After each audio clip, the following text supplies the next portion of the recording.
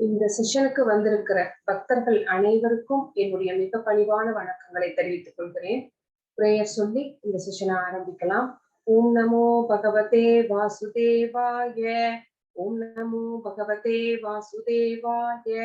ஓம் நமோ பகவதே வாசுதேவாய. ஓம் அஜ்ஞானத்திமிராந்தஸ்ய ஞானாஞ்சனசலாக்கயா சக்ஷுரோன்மிலிதம் येन तस्मै श्रीगुरवे नमः.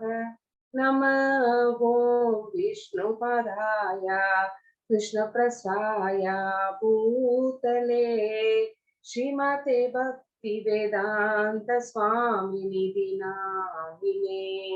नमस्ते सरस्वती देवे गौरवाणी प्रचारिणे निर्विशेष शून्यवादी पास्यता देशतारिणे।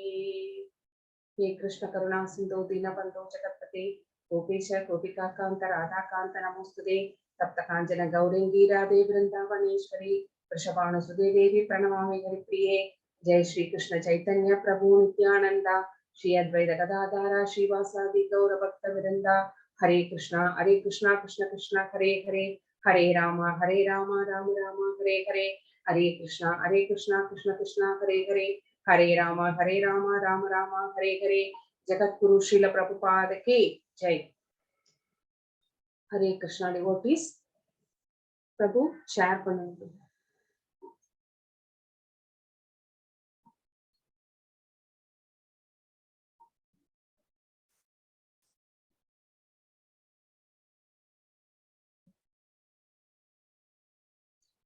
அத்தியாயம் 12 பக்தி யோகம்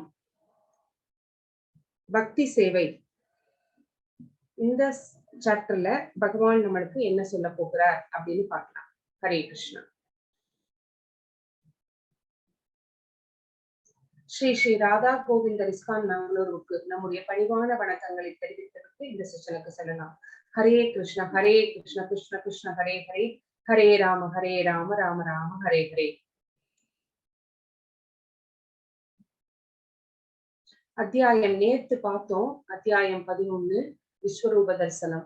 அதனுடைய சுருக்கம் ரீகேப் நம்ம என்னெல்லாம் பார்த்தோம்னு ஒரு தடவை ஞாபகப்படுத்திக்கலாம். அர்ஜுனர் பகவானுடைய யூனிவர்சல் வடிவத்தை காட்டணும் அப்படின்னு பகவான் கிட்ட ரொம்ப பணிவாக கேட்கிறார். பகவானும் தன்னுடைய யூனிவர்சல் வடிவம் விஸ்வரூப தரிசனம் எப்படி இருக்கும் அப்படிங்கிறத விவரிக்கின்றார். அப்போ யூனிவர்சல் வடிவத்தின் அர்ஜுனனுடைய பார்வை எப்படிப்பட்டது, எப்படி அவர் அதை பார்த்தார், அதனால அவருக்கு ஏற்பட்ட அனுபவம் என்ன அப்படிங்கிறத நம்ம பார்த்தோம். அவருக்கு நிறைய சந்தேகங்கள் இருந்தது, அதை பத்தி கேட்கிறார். பகவானும் அதுக்கெல்லாம் விளக்கமாக பதில் உரைத்தார். அப்புறம் அந்த பெரிய உருவத்தை பார்த்த உடனே மனம் தடுமாறுகிறது, குழப்பமாக இருக்கிறது. நம்ம கூட ஒரு ஃப்ரெண்டா இருந்த ஒருத்தர் தானா இப்படி பரமபுருஷராக இருக்கிறார், இவ்வளவு பெரிய வடிவம் தாங்கி வந்திருக்கிறார், அவரா இவர் அப்படின்னு ஒரு குழப்பம், ஒரு பயம். அதனால அந்த பயத்துல அர்ஜுனர் தன்னுடைய பிரார்த்தனைகளை சொல்ல ஆரம்பிக்கின்றார். அப்போ பகவானை அடைவதற்கு என்ன தேவை, நம்மளுடைய குவாலிட்டிஸ் எல்லாம் என்ன, அதை எப்படி நம்ம அந்த தகுதியை வளர்த்து கொள்ளணும் அப்படின்னு பார்த்தா அனன்ய பக்தி தான் பகவானுக்கு ரொம்ப. பகவானை அடையணும் அப்படின்னா அவருக்கு பக்தி தொண்டின் மூலம் தான் அடைய முடியும். அதுவும் அனன்ய பக்தி பண்ணினா மட்டும்தான் பகவானை அதுவும் பகவானுடைய கருணை இருந்தால் மட்டுமே நமக்கு பகவானுடைய தரிசனமும் பகவானுடைய அந்த தோழமையும் நமக்கு கிடைக்கும் அப்படிங்கறத நம்ம பார்த்தோம். ஹரே கிருஷ்ணா. இன்னைக்கு நம்ம 12வது அத்தியாயம் பார்க்க போறோம். அதுல பக்தி ஓவர் இம்பர்சனலிசம். அதாவது இம்பர்சனலிசம் அப்படின்னா பகவானுக்கு உருவம் இல்லை அப்படின்னு நினைக்கிறவர்கள் பகவானை ஒரு ஜோதி வடிவமாக, ஒரு பிரம்ம ஜோதியாக அப்படி வழிபடுகிறார்கள். அப்படி வழிபடுபவர்களுக்கும் பகவானுக்கு ரூபம் உண்டு அப்படின்னு சொல்றவர்கள், அவங்க 2 பேர்த்துக்கும் என்ன டிஃபரன்ஸ் அப்படிங்கிறத 1 to 7 வரைக்கும் பார்க்க போறோம். மையா வேஷ்ய மனோ ஏமாம் அப்படிங்கிறது முக்கியமான சொல். பக்தி வளர்ச்சியின் முன்னேற்ற நிலைகள் எல்லாம் என்ன, சோ பக்தியை நம்ம வளர்த்து கொள்ளணும் அப்படின்னா எப்படி படிப்படியாக வளர்த்து கொள்ளணும், அதுக்கு என்னென்ன நிலைகள் இருக்கிறது அப்படின்னு நம்ம பார்க்க போறோம். 8 to 12 வரைக்கும். மையேவ மன ஆதஸ்வமயி அப்படிங்கிறது முக்கியமான சொல். கிருஷ்ணருக்கு அன்பான தகுதிகள். நம்ம கிருஷ்ணரை நெருங்கணும், ஒரு பக்தராகவோ நண்பனாகவோ ஏதாவது ஒரு விதத்தில் பகவானை நெருங்கணும் அப்படின்னா நம்மளுக்கு என்னென்ன தகுதிகள் வேண்டும் அப்படிங்கிறதையும் நம்ம பார்க்க போறோம். சம சத்ரௌஷ மித்ரேச ததா அப்படிங்கிறது முக்கியமான சொல். ஹரே கிருஷ்ணா.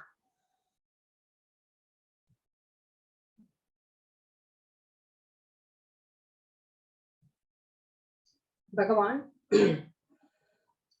பகவத்கீதையில செகண்ட் சாப்டர்ல என்ன சொன்னா, நாம் உடல் அல்ல, ஆத்மா.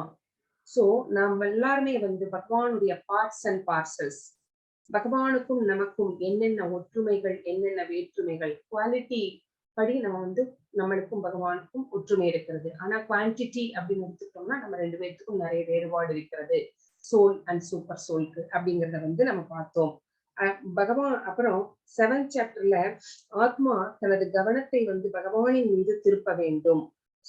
8th சாப்டர்ல மரண நேரத்தில் பகவானை எவ்வாறு நினைவில் கொள்ளுவது, அப்படி நினைவில் கொண்டவர்கள் கண்டிப்பாக பகவானுடைய திருநாட்டை அடைவார்கள் அப்படின்னு நம்ம பார்த்தோம். சோ பகவானை பற்றி எப்போதும் சிந்தித்துக் கொண்டிருக்கிறவர்கள் யோகிகளில் பக்குவமானவர்கள் அப்படிங்கிறதையும் நம்ம பார்த்தோம். சோ இப்ப நம்ம இந்த 12வது சாப்டர்ல என்ன பார்க்க போறோம் அப்படின்னு இப்ப பார்க்கலாம்.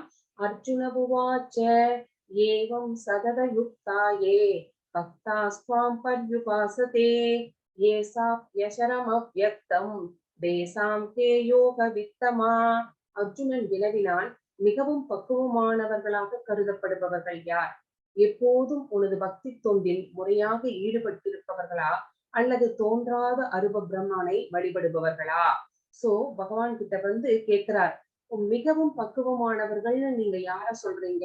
2 பேர் இருக்காங்க. ஒருத்தங்க உருவவாதிகள், பகவானுக்கு உருவம் இருக்கிறது, ரூபம் இருக்கிறது அப்படின்னு நினைச்சுக்கிட்டு வழிபடுபவர்கள். இன்னொருத்தர்கள் அருவவாதிகள், இம்பர்சனலிசம், பர்சனலிசம், இம்பர்சனலிசம். சோ அந்த இம்பர்சனலிசம் அருவவாதிகள் தோன்றாத அருவ பிரம்மனை, அங்க ஒரு உருவமே கிடையாது, ஒரு ஜோதி தான் இருக்குது. சோ அதை வழிபவர்கள் பக்குவமானவர்களா? யார் அப்படின்னு கேட்கிறாரு. உமது பக்தி தொண்டில் முறையாக ஈடுபட்டிருப்பவர்களா இல்லை அருவ பிரம்மனை வழிபடுபவர்களா அப்படின்னு கேட்கிறாங்க. இந்த 2 பேர்த்துக்கும் என்ன வித்தியாசம் அப்படின்னு பார்த்தோம்னா, உருவவாதிகள் அதாவது அவங்க என்ன நினைக்கிறாங்க, பகவானுக்கு அழகான ஒரு ரூபம் உண்டு அப்படின்னு நினைக்கிறாங்க. அந்த ரூபத்தை மனதிலே நிலைநிறுத்தி கொண்டு பகவானுக்கு பக்தி சேவைகள் செய்கின்றார்கள். அந்த மாதிரி பக்தி சேவைகள் செய்கின்றதுனால அவர்களுடைய புலன்கள் எல்லாமே பக்தி தொண்டிலே ஈடுபட்டிருக்கிறது. சோ அவர்களுடைய புலன்களை செயற்கையாக கட்டுப்படுத்த வேண்டிய அவசியம் இல்லை. சோ அந்த அந்த அப்படி உருவத்தை வழிபடுபவர்களுக்கு மறுபடியும் அந்த பௌதீகத்திலே வீழ்வதற்குரிய அந்த ஆபத்து அப்படிங்கிறது ரொம்ப ரொம்ப கம்மி. அவங்க மறுபடியும் பௌதீகத்திற்குள் போக மாட்டார்கள், பக்தியிலே ஆன்மீக பாதையிலே இருப்பார்கள் அப்படிங்கிறது ஒண்ணு. அடுத்தது இந்த அருவவாதிகள்னு சொல்லப்படுகிற அந்த பிரம்ம ஜோதியை அதுவும் பகவானுடைய கொஞ்சம் முன்னாடி ஸ்டேஜ் அது. அந்த ஸ்டேஜை வழிபடுபவர்கள் பகவானுக்கு உருவம் இல்லைன்னு சொல்லிட்டு எப்போதுமே அந்த ஜோதியை நினைத்து கொண்டு வழிபடுகிறார்கள். அப்படி தியானம் வழிபடல, தியானம் செய்து கொண்டிருக்கிறார்கள். அந்த மாதிரி தியானத்திலே ஈடுபடுபவர்கள் தங்களுடைய புலன்களை செயற்கையாக கட்டுப்படுத்துகிறார்கள். அப்படி செயற்கையாக கட்டுப்படுத்தும் போது அவர்களுக்கு there is a danger. அவர்களுடைய புலன்கள் அவர்களுடைய சொல் பேச்சு கேட்காமல் மறுபடியும் மெட்டீரியல் பூல்ல இழுத்துட்டு போறதுக்கு நிறைய சான்சஸ் இருக்குது.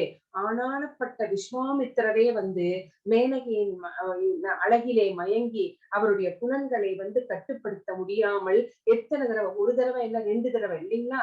சோ அந்த மாதிரி அவருடைய புலன்களை கட்டுப்படுத்த இயலவில்லை. சோ அவருடைய தவ வாழ்க்கையே என்ன ஆச்சு அப்படின்னா அதுலயே வீணாகி விட்டது அப்படிங்கிறத நம்ம பாக்குறோம். சோ முனிவர்களுக்கே அப்படி அப்படின்னா நம்ம எல்லாம் சாதாரண மக்கள். சோ அந்த அருவ பிரம்மத்தை வழிபடுவது அப்படிங்கிறது ரொம்ப கடினமானது அப்படின்னு பகவான் சொல்றார். சோ இதுதான் இந்த 2 பேர்த்துக்கும், அருவவாதிகள் உருவவாதிகள் அப்படிங்கிற 2 பேர்த்துக்கும் உள்ள டிஃபரன்ஸ். ஹரே கிருஷ்ணா.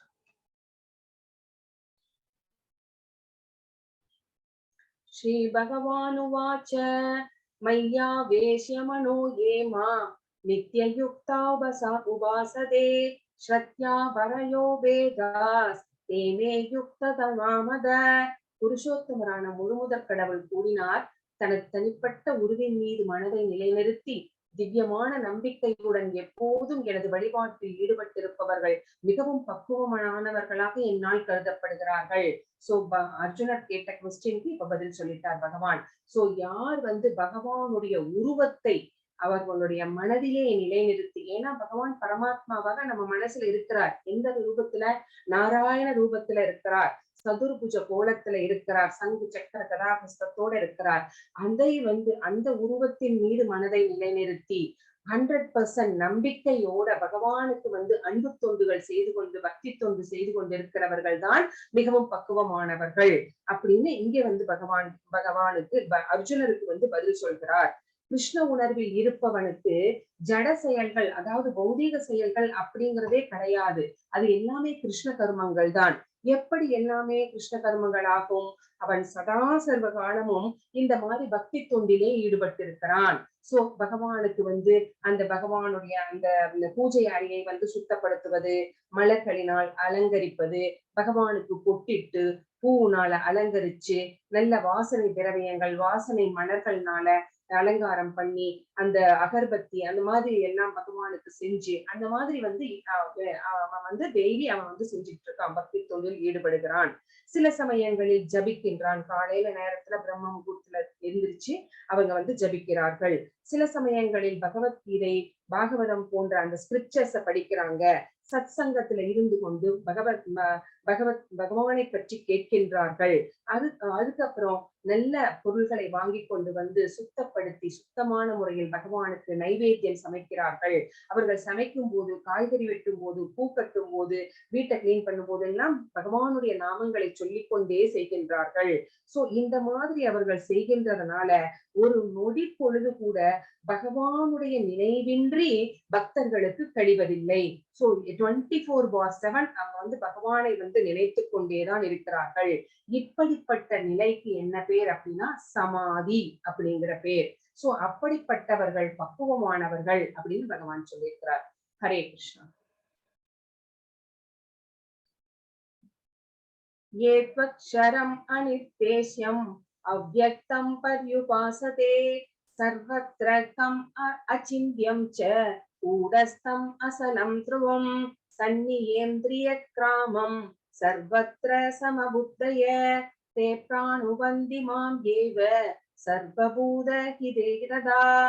ஆனால் தோற்றமளிக்காததும் புலன் உணர்விற்கு அப்பாற்பட்டதும் எங்கும் நிறைந்ததும் சிந்தனைக்கு எட்டாததும் மாற்றமில்லாததும் நிலையானதும் அசைவற்றதுமான பூரண உண்மையின் அருவத்தன்மையை முழுமையாக வழிபடுபவர்கள் பல்வேறு புலன்களை கட்டுப்படுத்தி எல்லோரிடமும் சமநோக்குடன் பழகி அனைவருக்கும் நன்மை தரும் செயல்களில் ஈடுபட்டு இறுதியில் என்னை அடைகின்றனர் அப்படிங்கிறார் பகவான். அந்த அருவஜோதியை வழிபடுபவர்கள் கூட என்னை அடைய முடியும். ஆனா அதுக்கு முன்னாடி நிறைய ரூல்ஸ் அண்ட் ரெகுலேஷன்ஸ் இருக்கு. அதை அவர்கள் கட்டாயம் ஃபாலோ பண்ணணும். அது என்னென்ன அப்படின்னு தான் இங்க சொல்றாரு. சோ அந்த அருவஜோதி எப்படிப்பட்டது? தோற்றமில்லாதது, புலன் உணர்விற்கு அப்பாற்பட்டு இருப்பது. சோ எங்கும் நிறைந்தது, அந்த ஜோதி எங்கும் நிறைந்திருக்கிறது. சிந்தனைக்கு எட்டாதது, அச்சிந்தியம். அச்சிந்தியம்னா கற்பனைக்கு எட்டாதது. சோ மாற்றம் இல்லாதது, நிலையானது, அசைவற்றது. சோ இந்த அருவத்தன்மையை வழிபடுபவர்கள் பல்வேறு புலன்களை கட்டுப்படுத்தி, சோ அவர் ஃபர்ஸ்ட் ஃபோர்மோஸ்ட் இம்பார்ட்டன்ட் அவர்களுடைய புலன்களை கட்டுப்படுத்த வேண்டும். சோ புலன்களை கட்டுப்படுத்துதல் அப்படிங்கிறது ரொம்ப ரொம்ப கஷ்டமான காரியம். சோ அந்த புலன்களை ஃபர்ஸ்ட் கட்டுப்படுத்தணும். எல்லோரிடமும் சமநோக்குடன் பழக வேண்டும். பண்டிதா சமதர்ஷினகா அப்படின்னு பார்த்தோம் பார்த்தீங்களா?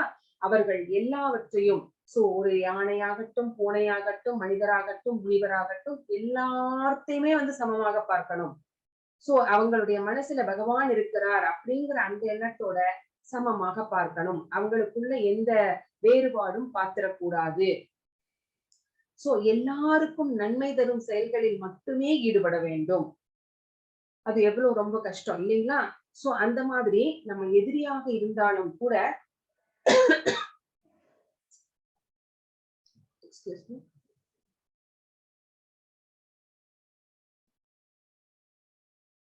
நம்ம அவங்கள வந்து எப்படி பார்க்கணும் அப்படின்னா, நன்மைதான் நினைக்கணும். அவங்களுக்கு எல்லோருக்குமே நன்மையை மட்டுமே நினைக்க வேண்டும். தீமையை ஒருபோதும் நினைத்து விடக்கூடாது.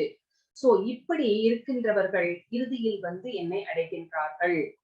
சோ இது ரொம்ப ரொம்ப கஷ்டமானது அப்படின்னு அடுத்த ஸ்லோகத்துல பகவான் வந்து சொல்லுவார். சோ அவரை இது எப்படிப்பட்டது அப்படின்னா, அவரை நேரடியாக வழிபடாமல் இன்டைரக்டாக வழிபடுவதற்கு சமம். அருவத்தை வழிபடுபவர்கள் இறுதியில் லட்சியத்தை அடைகின்றனர். ஆனால் அவ்வாறு அடைவதற்கு முன் ஏராளமான தவங்களை அவர்கள் செய்ய வேண்டும். அந்த அந்த தவங்கள் தான் என்னன்னு இப்ப வந்து இங்க சொன்னார் பகவான். ஆனால் இந்த முறை வந்து கடினமானது அப்படின்னு பகவானே சொல்றார்.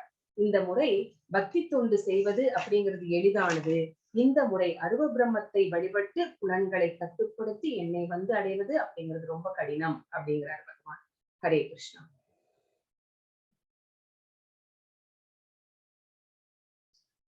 क्लेशोऽधिगतरस्तेषाम् अव्यक्तासक्तसेदसाम् अव्यक्ता हि कदिर्दुःखम् தேகவத்திர் அவாக்கியதே.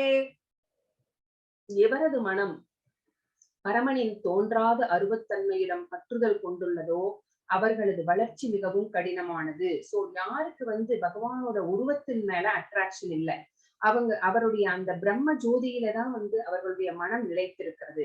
ஆனா அப்படிப்பட்டவர்களுக்கு ஆன்மீகத்தில் வளர்ச்சி அப்படிங்கிறது ரொம்ப ரொம்ப டிஃபிகல்ட்டா இருக்கும் அப்படிங்கிறாரு. அந்த வழியிலே முன்னேற்றம் காண்பது உடலை உடையவர்களுக்கு எப்போதும் சிரமம். சோ உடல் நம்மளுக்கு கிடைச்சிருக்கு. இந்த உடல்கள் புலன்களால் ஆனது. இந்த புலன்கள் நம்ம கட்டுப்பாட்டுக்குள் வருவது அப்படிங்கிறது ரொம்ப பிரம்ம பிரயத்தனம் பண்ணணும். சோ அப்படி இருக்கும்போது உடலை உடையவர்களுக்கு இந்த மாதிரியான ஒரு ஆன்மீகத்துல அருவத்தை வழிபட்டு பகவானை அடைவது அப்படிங்கிறது ரொம்ப கஷ்டம் அப்படிங்கிறாரு. இப்ப ஏன் வந்து நம்மளுக்கு வந்து ஆலயத்திலே வந்து ஒரு அர்ச்சாமூர்த்தியை விக்கிரகத்தை வந்து பிரதிஷ்டை செய்து வழிபடுங்கள் அப்படின்னு சாஸ்திரங்கள் அப்படிலாம் சொல்லி இருக்கு. அந்த மாதிரி அந்த அர்ச்சாமூர்த்தியை வந்து விக்கிரகத்தை வழிபடுவதற்கு என்ன பேர் அப்படின்னா சகுன வழிபாடு அப்படின்னு பேரு. ஏன் வந்து சாஸ்திரங்களும் ஆச்சாரியர்களும் வந்து அதை ரெக்கமெண்ட் பண்றாங்க அப்படின்னு கேட்டா, இப்போ வந்து நம்ம ஊர்ல எல்லாம் கொஞ்சம் இப்போ இருக்கான்னு எனக்கு தெரியல. முதல்ல எல்லாம் வந்து நம்ம எல்லாம் லெட்டர் எழுதுவோம் இல்லைன்னா, இப்பதான் வந்து மெசேஜ் அப்பப்ப மெசேஜ் போட்டுக்கிறோம். செல்போன் வச்சிருக்கோம். உடனே பேசிக்கிறோம். எவ்வளவு தூரத்துல ஆஸ்திரேலியால இருந்தாலும் சரி, கனடால இருந்தாலும், யுஎஸ்ல இருந்தாலும் சரி.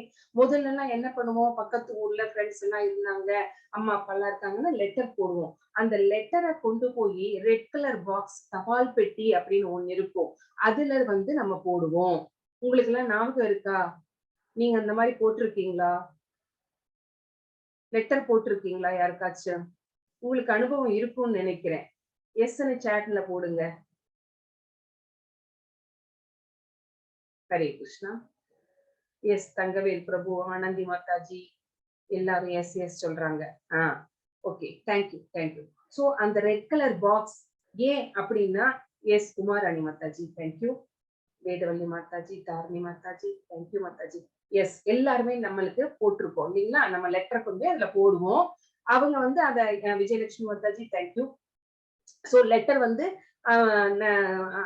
அது போய் அங்க சேர வேண்டியவங்களுக்கு சேர்ந்துரும் இல்லைங்களா? நம்ம யாருக்கு போட்டோமோ, எந்த அட்ரஸ் போட்டிருக்கோமோ அந்த அட்ரஸ்க்கு போய் சேர்ந்துரும். சோ அதே மாதிரிதான் நம்முடைய பிரார்த்தனைகளையும் பகவான் அர்ச்சாமூர்த்தி அந்த விக்கிரகம், விக்கிரகம் யார் அப்படின்னா பகவானுடைய பிரதிநிதி. எஸ் மாதாஜி, கல்கா மாதாஜி, பகவானுடைய பிரதிநிதி. சோ அவரிடம் வந்து நாம வந்து எடுத்து சொல்கிறோம். நம்ம போய் பகவானை வந்து நேரடியா பார்க்க முடியாது இல்லைங்களா? நம்மளுக்கு அந்த மாதிரி அறியாமையில இருக்கிறதுனால நம்முடைய புலன்கள் எல்லாம் வந்து குறைபாடுகள் உடையதுனால பகவானை நேரடியா பார்க்க முடியாது. சோ அர்ச்சா விக்கிரகம், அந்த கோயிலிலே பிரதிஷ்டை செய்யப்பட்டிருக்கிற விக்கிரகத்துக்கு பகவானுடைய சக்திகள் அனைத்தும் இருக்கிறது. சோ அந்த பகவானிடம் வந்து நம்முடைய பிரார்த்தனைகளை சொல்றோம். எப்படி வந்து அந்த ரெட் கலர் பாக்ஸ்ல நம்ம லெட்டர் போடுறோமோ, யாருக்கு போகணும்னு நினைச்சு போடுறோமோ, அதே மாதிரிதான் நம்முடைய பிரார்த்தனைகளை எல்லாம் பகவானிடம் வந்து போய் சொல்றோம். சோ அது நேரடியாக பகவானிடம் சென்று சேர்க்கிறது. சோ இதுதான் வந்து அது வந்து அர்ச்சா விக்கிரக வழிபாடு. சோ அர்ச்சா விக்கிரக வழிபாட்டை தான் சாஸ்திரங்களும் ஆச்சாரியர்களும் வந்து சிபாரிசு செய்கின்றார்களே தவிர அருவ வழிபாட்டை அவர்கள் சிபாரிசு செய்யவில்லை. ஏன்னா அது கடினம் அப்படின்னு பகவானே சொன்னதுக்கு அப்புறம் சாஸ்திரங்கள் வந்து அதை வந்து ரெக்கமெண்ட் பண்ணாது. ஹரே கிருஷ்ணா.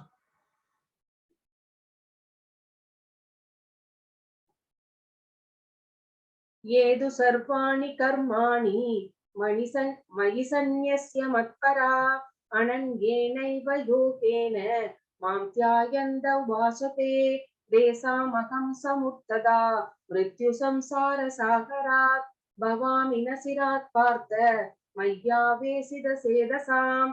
ஆனால் தங்களது எல்லா செயல்களையும் எனக்காக துறந்து பெறலாமல் என் மீது பக்தி செலுத்தி எனது பக்தி தொண்டில் ஈடுபட்டு எப்போதும் என் மீது தியானம் செய்து தங்களது மனங்களை என்னில் நிறுத்தி எவரெல்லாம் என்னை வழிபடுகிறார்களோ பிரிதாவின் மகனே, அவர்களை பிறப்பு இறப்பு என்னும் கடலில் இருந்து உடனடியாக காப்பாற்றுபவனாக நான் இருக்கின்றேன்.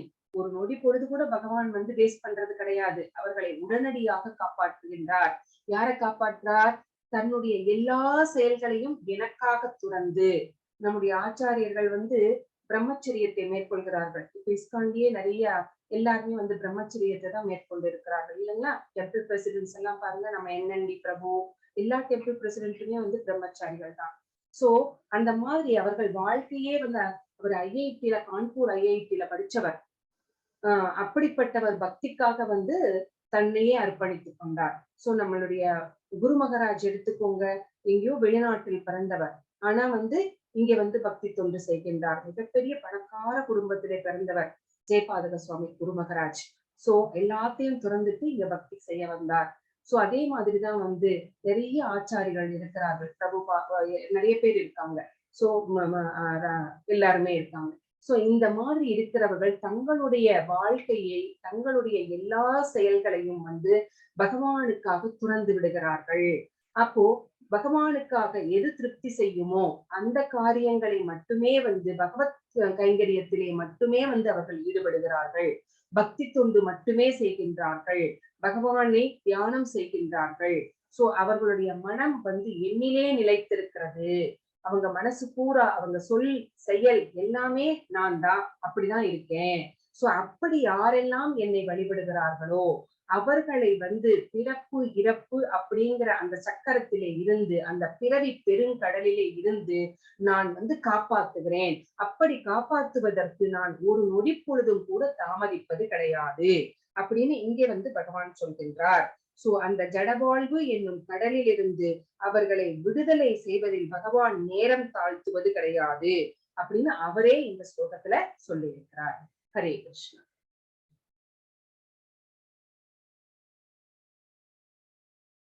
மய்யேவ மன ஆதஸ்வ மயி புத்திம் நிவேஷயா நிவசிஷ்யசி மய்யேவ அதவூர்த்வம் ந சம்சயக. சோ முழுமுதற் கடவுளான என் மீது உனது மனதை நிறுத்தி, இது வந்து எதுக்கு டெபனிஷன் அப்படின்னா அனன்ய பக்தினா என்ன அப்படிங்கிறதுக்கு டெபனிஷன். சோ எப்படி எல்லாம் எந்தெந்த நிலைகளில் எல்லாம் பகவானை வழிபடலாம் அப்படிங்கிறதுக்கு பகவான் வந்து இப்ப சொல்றார்.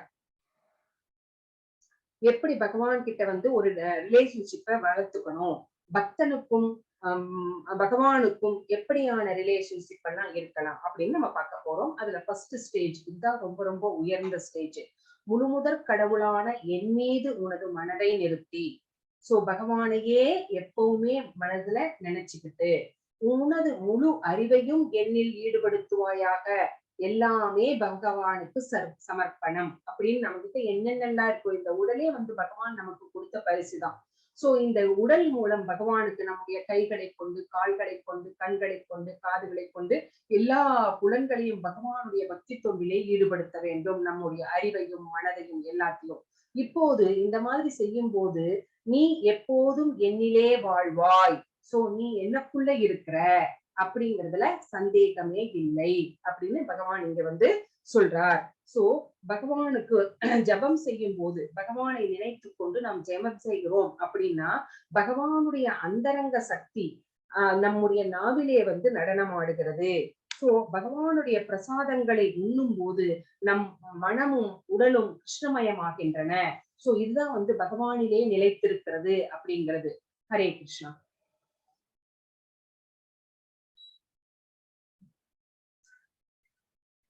அத சித்தம் சமாதாதும் நவசக்ஷினோசி மைஸ்திரம் அப்யாசயோகேன ததோ மாம் ஹிச்சாப்தும் தனஞ்சய. செல்வத்தை வெல்பவனான எனதன்பு அர்ஜுனா, உனது மனதை என் மீது பிறளாது நிலைநிறுத்த முடியாவிட்டால், சோ இப்போ உன்னோட மனச வந்து என் மீது நிலைநிறுத்தினால் அது அனன்ய பக்தி. அப்படி நிலைநிறுத்த முடியல அப்படின்னா என்ன பண்ணணும்? பகவானே வந்து நிறைய வழிகள் சொல்லித்தரார் பாருங்க. இது வந்து சாதனா பக்தி அப்படின்னு சொல்லப்படுகிறது. சோ நம்ம பண்றதெல்லாம் இந்த சாதனா பக்தி தான். சோ பகவான் மீது மனதை நிலைநிறுத்த முடியாவிட்டால் பக்தி யோகத்தின் ஒழுக்க நெறிகளை பின்பற்றுவாயாக. சோ பக்தி செய்யணும்னு வந்துட்டோம், அதுக்குன்னு ரூல்ஸ் அண்ட் ரெகுலேஷன்ஸ் இருக்கு, டூஸ் அண்ட் டு நாட்ஸ் இருக்கு. அந்த ரெகுலேஷன்ஸ் நீ வந்து ஃபாலோ பண்ணு அப்படிங்கிறார். என்னை அடைவதற்கான விருப்பத்தினை இதன் மூலம் விருத்தி செய்வாயாக. சோ நீ என்னை வந்து அடையணும்னு நினைக்கிறே இல்லையா, அந்த விருப்பம் வந்து இப்படி வந்து ரூல்ஸ் அண்ட் ரெகுலேஷன்ஸ ஃபாலோ பண்ணும் போது விருத்தி செய்ய முடியும். அதனால நீ இந்த வந்து ஃபாலோ பண்ணு அப்படிங்கிறாரு. இரு வழிகள். ஒன்று வந்து அவர்கிட்ட தெய்வீக அன்பினால் ஒரு பற்றை வளர்த்து கொள்வது. இன்னொன்று வந்து அந்த பற்றை வளர்த்து கொள்ள முடியல அப்படின்னா he should follow the rules and regulations to develop Krishna பிரேமை. சோ அவர் மேல ஒரு பிரேமை வரணும் அப்படின்னா ரூல்ஸ் அண்ட் ரெகுலேஷன்ஸ நம்ம வந்து ஃபாலோ பண்ணணும். என்னது ரூல்ஸ் அண்ட் ரெகுலேஷன்ஸ் அப்படின்னா, ஒரு ஆன்மீக குருவை வழிகாட்டியாக ஏற்றுக்கொள்ளுதல். அதுவும் எப்படிப்பட்ட ஆன்மீக குரு? டிசிப்ளிக் சக்சஷன்ல வந்த ஆன்மீக குரு. சோ அவர் என்ன சொல்றாரோ அதன்படி செய்ய வேண்டும். அதிகாலையில் எழ வேண்டும், குளித்து கோவிலுக்கு செல்ல வேண்டும், பிரார்த்தனைகள் செய்ய வேண்டும், ஜபங்கள் செய்ய வேண்டும், அர்ச்சனைகள் செய்ய வேண்டும். சோ அங்க வந்து நிறைய கைங்கரியங்கள் செய்யலாம். கோயில்ல பூ கட்டி கொடுக்கறது, சமையலுக்கு ஹெல்ப் பண்றது, பாத்திரங்களை எல்லாம் வந்து கழுவி தர்றது, அந்த மாதிரி வந்து நம்ம என்ன வேணாலும் அங்க என்ன ஹெல்ப் தேவையோ அதை மாதிரி நம்ம செய்யலாம். அப்புறம் வந்து ஸ்ரீ பாகவதம், பகவத்கீதை அப்படிங்கிற அந்த ஸ்கிரிப்சர்ஸ் எல்லாம் கண்டிப்பா வந்து அங்க இருக்கிற குருமார்கள் வந்து சொல்லுவாங்க. அந்த சத் சங்கத்திலே கலந்து கொண்டு அதையெல்லாம் வந்து கேட்கிறது, சிரவணம் பண்றது. சோ இந்த மாதிரி பண்ணும்போது, நம்ம கேட்கும் போது இறைவன் மேல ஒரு அன்பு ஏற்படுகிறது, அது பற்றாக வளர்கிறது. சோ இன்னும் இன்னும் பகவானை பற்றி கேட்க வேண்டும் அப்படிங்கிற ஆசை ஏற்படுகிறது. சோ இதுதான் வந்து நம்ம வந்து விருத்தி செய்து கொள்ள வேண்டும். அதுதான் வந்து சாதனா பக்தி. ஹரே கிருஷ்ணா.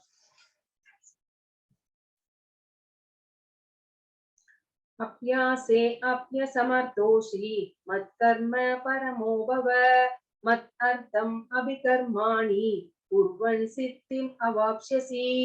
சோ இப்போ நிஷ்காம கர்ம யோகம் அப்படின்னா என்ன அப்படிங்கறத பத்தி பார்க்க போறோம். அதுக்கான டெபினிஷன்.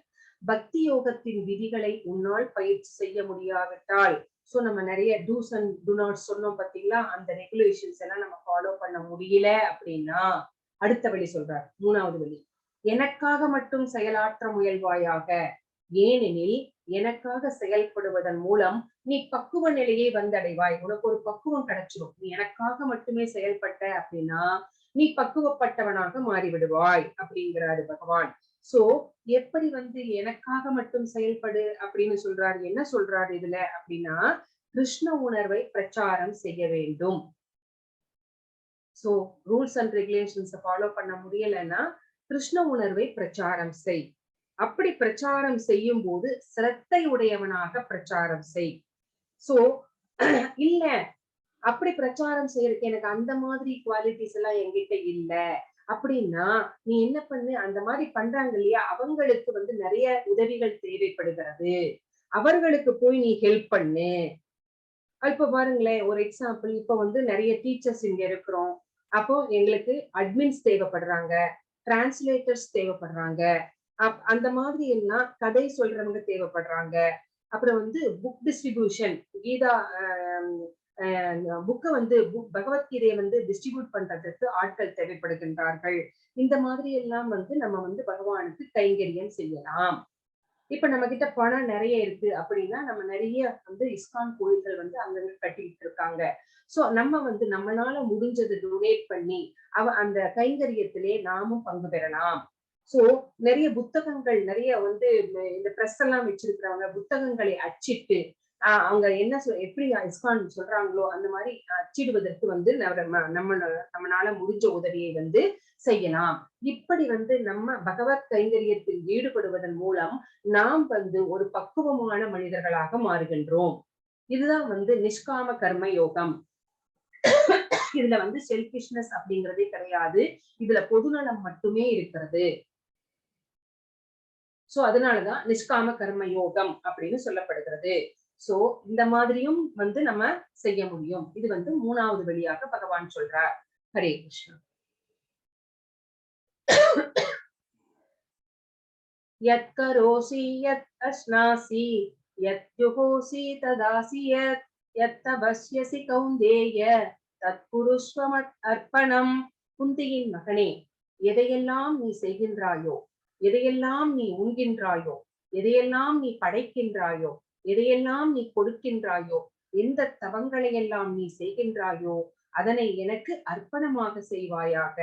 சோ நம்ம என்ன செயல்கள் செய்தாலுமே நம்ம வந்து பகவானை வழிபட்டு, பகவான் நான் வந்து உங்களுடைய கருவி, உங்களுடைய சர்வெண்ட். நம்ம எல்லாருமே வந்து யாருக்காவது ஒருத்தருக்கு வந்து சேவைகள் செய்து கொண்டுதான் இருக்கிறோம். இப்போ கணவன் மனைவிக்கு செய்யறாங்க, மனைவி கணவனுக்கு செய்யறாங்க, கணவன் மனைவி 2 பேரும் சேர்ந்து பிள்ளைகளுக்கு செய்கிறார்கள்.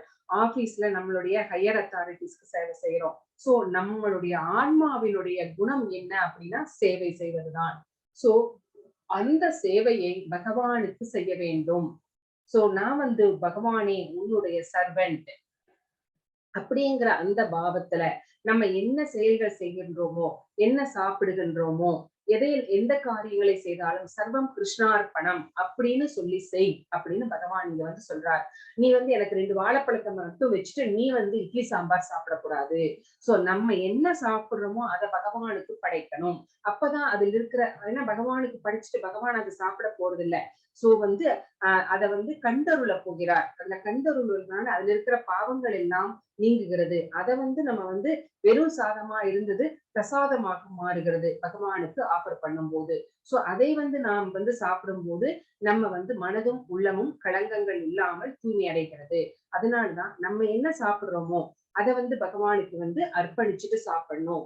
வெங்காயம் பூண்டு இதெல்லாம் இல்லாம வந்து சாத்வீகமான உணவுகளை வந்து பகவானுக்கு படைத்து அதை நாம எடுத்துக்கொள்ளணும். சோ இது வந்து எப்படி பகவானை வழிபடுவது அப்படின்னு இங்க வந்து பகவான் நம்மளுக்கு சொல்லியிருக்கிறார்.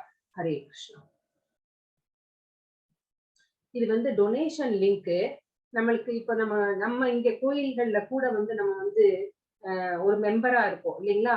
ஒவ்வொரு மாசமும் வந்து பகவானுடைய நட்சத்திரத்துல பூஜைகள் நம்ம பேர்ல நடக்கும் இல்லைங்களா?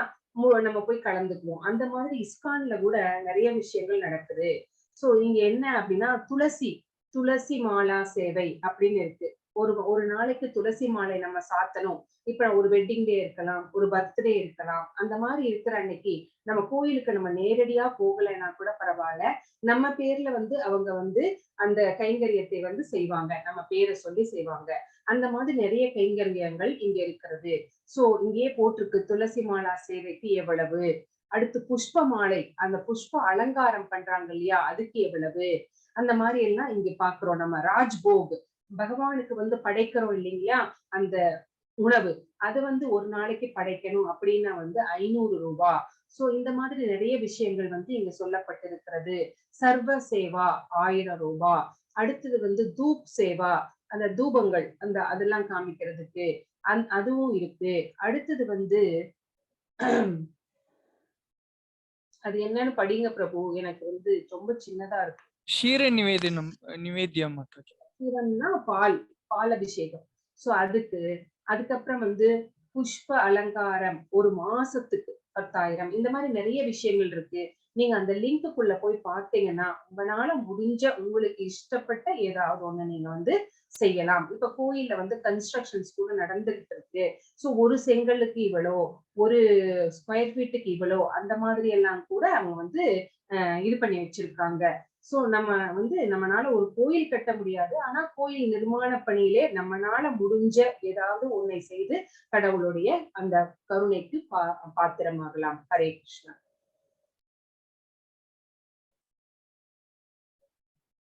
அதை தத் அப்யசக்தோசி கர்த்தும் மத்யோகமாஸ்ரிதக சர்வ கர்ம பல தியாகம் தத குரு யதாத்மவான். ஆனால் என்னை பற்றிய இத்தகு உணர்விலும் உன்னால் செயலாற்ற முடியாவிட்டால் உனது செயலின் எல்லா விளைவுகளையும் தியாகம் செய்து ஆத்மாவில் நிலை பெற முயற்சி செய். சோ முன்னாடி என்ன சொன்னாரு? நிஷ்காம கர்மத்தை பத்தி சொன்னாரு இல்லைங்களா? அந்த நிஷ்காம கர்மம் கூட செய்ய முடியல அப்படின்னா சகாம கர்மா செய்யி அப்படிங்கிறாரு. சகாம கர்மா அப்படின்னா என்ன அப்படின்னா, நான் முதல்ல சொன்ன மாதிரி நிஷ்காம கர்மம் அதை செய்ய முடியல அப்படின்னா, உனது செயலின் எல்லா விளைவுகளையும் நம்ம என்னென்ன செய்கின்றோமோ அந்த செயல்களின் ஃப்ரூட்ஸ், அந்த செயல்களின் பலன்களை பகவானே நான் இதை உனக்கு அர்ப்பணிக்கிறேன் அப்படிங்கிற அந்த மனோபாவத்துல செய்யி அப்படிங்கிறாரு.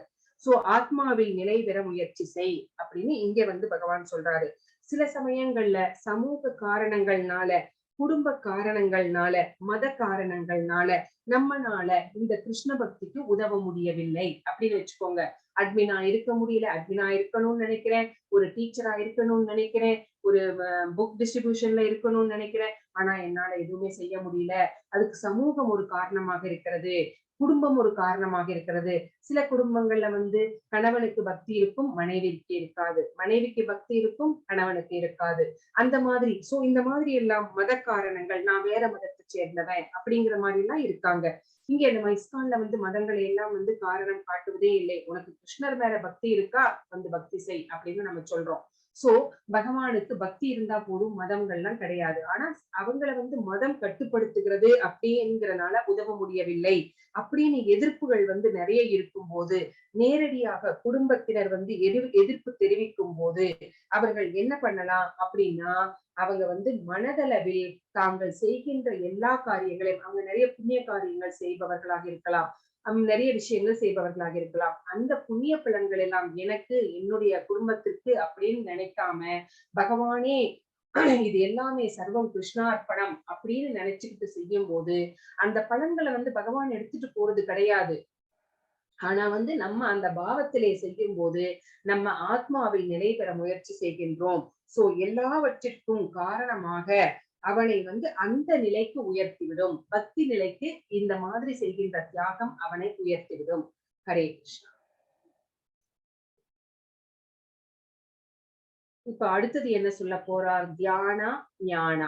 சோ தியானம் செய்வது சிறந்ததா, ஞானம், ஞானம்னா அதை படிச்சு தெரிஞ்சுக்கிறது, வேதங்களை கற்பது, ஸ்கிரிப்சர்ஸ் எல்லாம் படிப்பது, உபநிஷதங்களை கற்பது, புராணங்களை இந்த மாதிரிலாம் கற்பித்தல் சிறந்ததா, கற்றுக்கொள்வது சிறந்ததா, தியானம் செய்வது சிறந்ததா? இங்க பாருங்க, இவங்க எல்லாம் படிச்சுட்டு இருக்காங்க, இது சிறந்ததா, தியானம் செய்வது சிறந்ததா அப்படின்னு பகவான் சொல்ல போறார். ஸ்ரேயோ ஹி ஞானம் அப்யாசா ஞானா தியானம் விசிஷ்யதே தியானாத் கர்ம பல தியாகாச்சாந்திர் அனந்தரம். இப்பயிற்சியினை உன்னால் ஏற்றுக்கொள்ள முடியாவிட்டால், சோ உன்னால தியாகம் செய்ய முடியல, சர்வம் கிருஷ்ணார்ப்பணம்னு சொல்லி செய்ய முடியல அப்படின்னா, ஞானத்தை விருத்தி செய்து கொள்வதில் உன்னை ஈடுபடுத்திக் கொள். பகவானை பற்றி சாஸ்திரங்களில் நிறைய சொல்லப்பட்டிருக்கிறது, வேதங்களில் சொல்லப்பட்டிருக்கிறது. சோ உன்னுடைய ஞானத்தை விருத்தி செய்து கொள் அப்படிங்கிறாரு. பகவானை பற்றிய அந்த ஞானத்தை விருத்தி செய்து கொள். இருப்பினும் ஆனாலும் கூட அந்த ஞானத்தை விட தியானம் சிறந்தது அப்படிங்கிறாரு. அந்த ஞானத்தை விருத்தி செய்து கொள்வதை விட தியானம் செய்வது சிறந்தது. மேலும் தியானத்தை விட செயல்களின் பலன்களை தியாகம் செய்தல் சிறந்தது அப்படிங்கிறாரு. சோ இங்க நீங்க செய்கின்ற செயல்களுடைய ஃப்ரூட்ஸ், அந்த பலன்களை தியாகம் செய்வதுதான் மிகச் சிறந்தது அப்படிங்கிறாரு. சோ இங்க என்ன சொல்ல வருகிறார்? தியானம் ஞானம் சிறந்ததுதான், ஆனா ஞானத்தை விட தியானம் சிறந்ததுன்னு சொன்னாரு. அப்படிப்பட்ட தியானம் செய்வதை விட நீ செய்கின்ற செயல்களின் பலன்களை துரத்தல் அப்படிங்கிறது மிகவும் சிறந்தது. ஏனெனில் இது செய்யறதுனால என்ன கிடைக்கும் அப்படின்னா, மன அமைதி கிடைக்கும். சோ இங்க பாருங்க, ஒரு அம்மா பழங்களை எல்லாம் விற்று கொண்டு வந்தாங்க. அப்போ கிருஷ்ணர் அப்பெல்லாம் பண்டமாற்று முறைதான், பைசா எல்லாம் கொடுத்து பழம் வாங்குறது கிடையாது.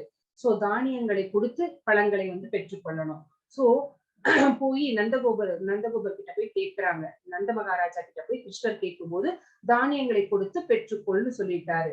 சோ இந்த குட்டி குழந்தை என்ன பண்ணுச்சு? தன்னுடைய பிஞ்சு கைகள்ல தானியங்களை அள்ளி கொண்டு போகிறது, வழிநடுக தானியங்களை கொட்டி கொண்டே போகிறது. சோ அந்த கையில எஞ்சி இருப்பது கொஞ்சம் தான். சோ அதை கொண்டு போய் அந்த அம்மா கிட்ட கொடுத்துட்டு அந்த அம்மா கிட்ட பழங்களை வாங்கி கொள்கிறார். சோ அந்த பிக்சர் தான் இங்க கொடுத்திருக்கிறது. அந்த அம்மாக்கு அப்பவே தெரிந்திருக்கிறது இந்த குழந்தையினுடைய அந்த பாதங்களில் நடந்து வந்த பாதங்களிலே வந்து சங்கு சக்கரம் இருந்திருக்கிறது. சோ அத பார்த்துட்டு அந்த அம்மா பழங்களை அள்ளி அள்ளி வந்து கொடுக்குறாங்க.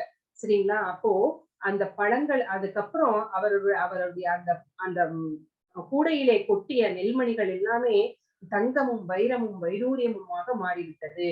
சோ அந்த மாதிரி பலன்களை எதிர்பார்க்காமல் இருக்கும்போது நமக்கு மன அமைதியை தரக்கூடிய அந்த நிலை வந்து நம்மளுக்கு பகவான் நம்மளுக்கு கொடுக்கின்றார். நம்ம கேட்காமலே நம்மளுக்கு எல்லாவற்றையும் அருளுகிறார். ஹரே கிருஷ்ணா. அத்வேஷ்டா சர்வபூதானாம் மைத்ர கருண ஏவ ச நிர்மமோ நிரஹங்கார சமதுக்க சுகஸ்ரமி சந்துஷ்ட சதகம் யோகி யதாத்மா திருட நிச்சய மையர்பிதமனோ புத்திர் யோ மத் பக்த சமே பிரியக. எவன் ஒருவன் பொறாமை இல்லாதவனாக எல்லா உயிர்களுக்கும் அன்பான நண்பனாக தன்னை உரிமையாளராக கருதாதவனாக அகங்காரத்திலிருந்து விடுபட்டவனாக இன்ப துன்பங்களில் சமநிலை உடையவனாக சகிப்புத்தன்மையுடன் எப்போதும் திருப்தியுற்று சுய கட்டுப்பாடு உடையவனாக தனது மனதையும் புத்தியையும் எண்ணில் நிலைநிறுத்தி உறுதியுடன் பக்தி தொண்டில் ஈடுபடுகின்றானோ என்னுடைய அத்தகு பக்தன் எனக்கு மிகவும் பிரியமானவன். சோ யார் பகவானுக்கு பிரியமானவன்?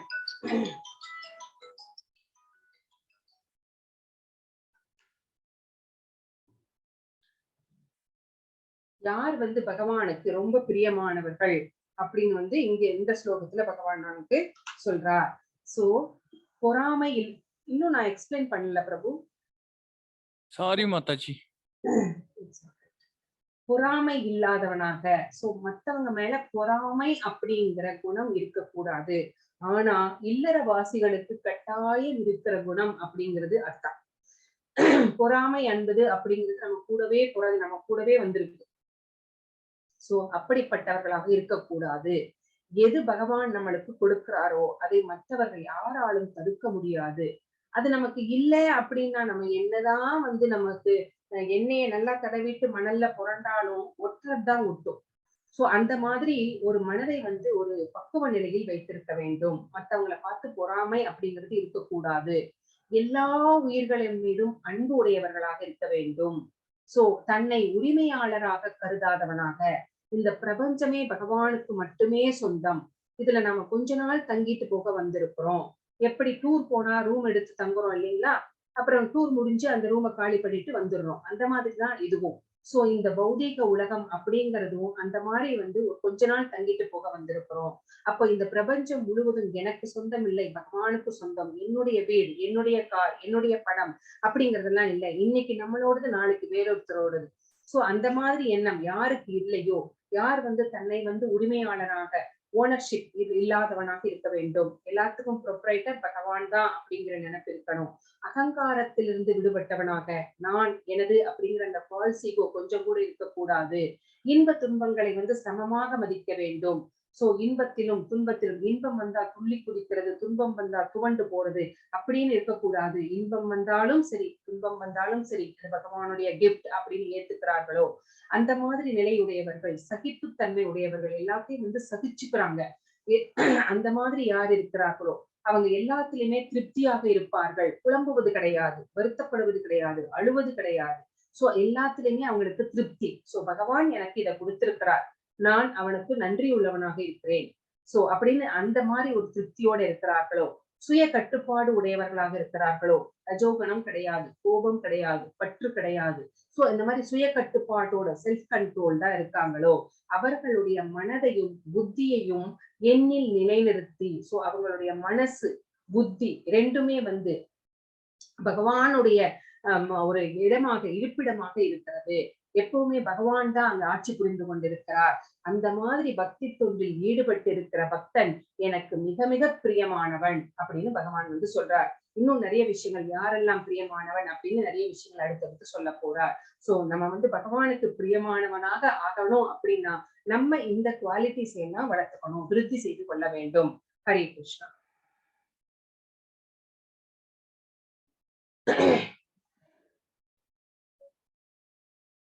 यस्मान् नोद्विजदलोको लोकान्नो द्विजदेशय शर्मा ஹர்ஷாமர்ஷபயோத்வேகை முக்தோ யசே சமே பிரியா.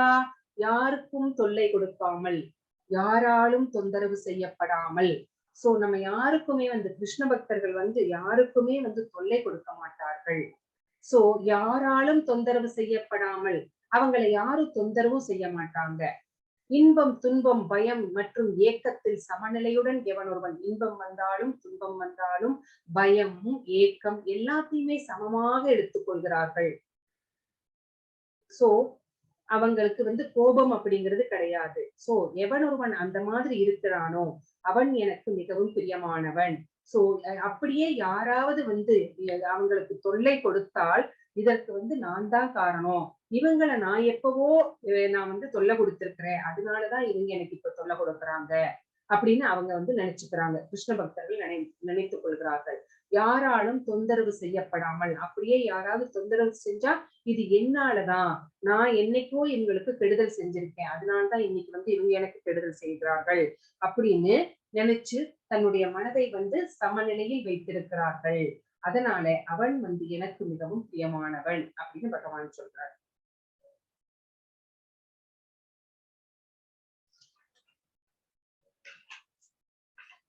ஹரே கிருஷ்ணா. ஹரே கிருஷ்ண மாதாஜி. அனபேஷ சுஷிப்தஸ்ய உதாசீனோ கதவ்யதா சர்வாரம்ப பரித்யாகி யோ மத் பக்த சமே பிரிய. எவன் ஒருவன் சாதாரண செயல்களை சார்ந்து வாழாமல் தூய்மையாக நிபுணனாக கவலைகளின்றி எல்லாவித வழிகளில் இருந்தும் விடுபட்டவனாக ஏதேனும் பலனுக்காக முயற்சி செய்யாதவனாக உள்ளானோ எனது அத்தகு பக்தன் எனக்கு மிகவும் பிரியமானவன். சோ சாதாரண செயல்கள், சோ நம்ம வந்து பிறக்கிறோம், நம்ம வாழ்றோம், வந்து வேலைக்கு போறோம், சாப்பிடுறோம், குழந்தைகளை பெத்துக்கிறோம், அந்த மாதிரி சாதாரண செயல்கள்லயே நம்ம வாழ்ந்து வாழ்க்கையை முடிச்சிடக்கூடாது. அப்படி வாழ்ந்து முடிச்சா மிருகங்களுக்கும் நம்மளுக்கும் என்ன வேறுபாடு இருக்கிறது?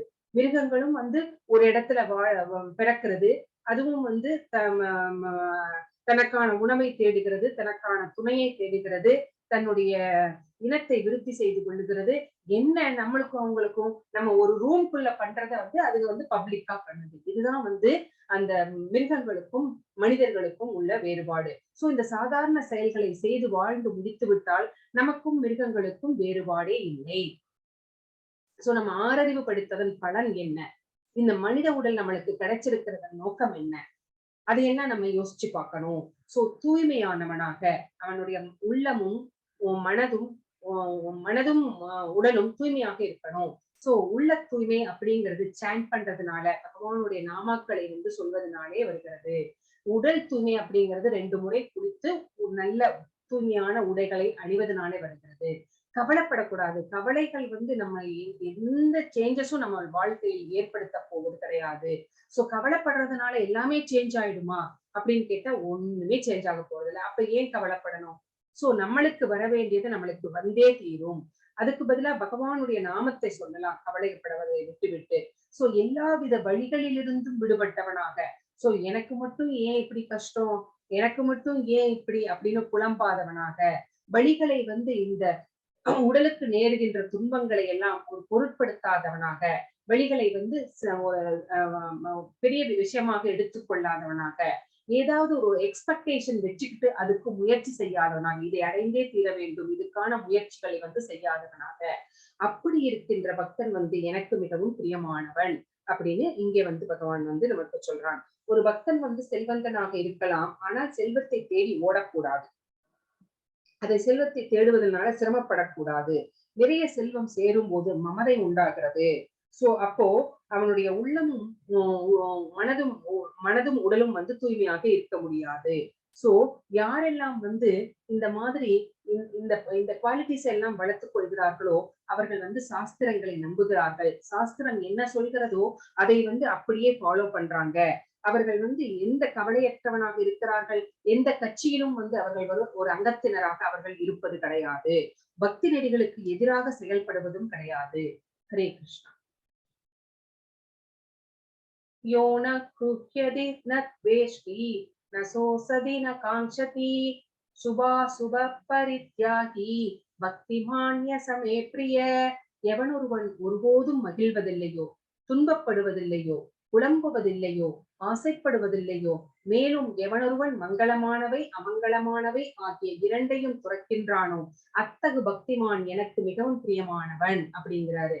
ஒருபோதும் மகிழ்வதில்லையோ, ஏதாவது ஒரு நல்ல விஷயம் நடந்துருச்சு அப்படின்னா நம்ம உடனே என்ன பண்ணுவோம், ஃப்ரெண்ட்ஸ் நம்மளுடைய யாரெல்லாம் ரொம்ப க்ளோஸா இருக்காங்களோ அவங்க கிட்ட சொல்லி சந்தோஷப்பட்டுப்பான் இல்லைங்களா. அர்ஜுனருக்கே அந்த குணம் தான் இருந்துச்சு.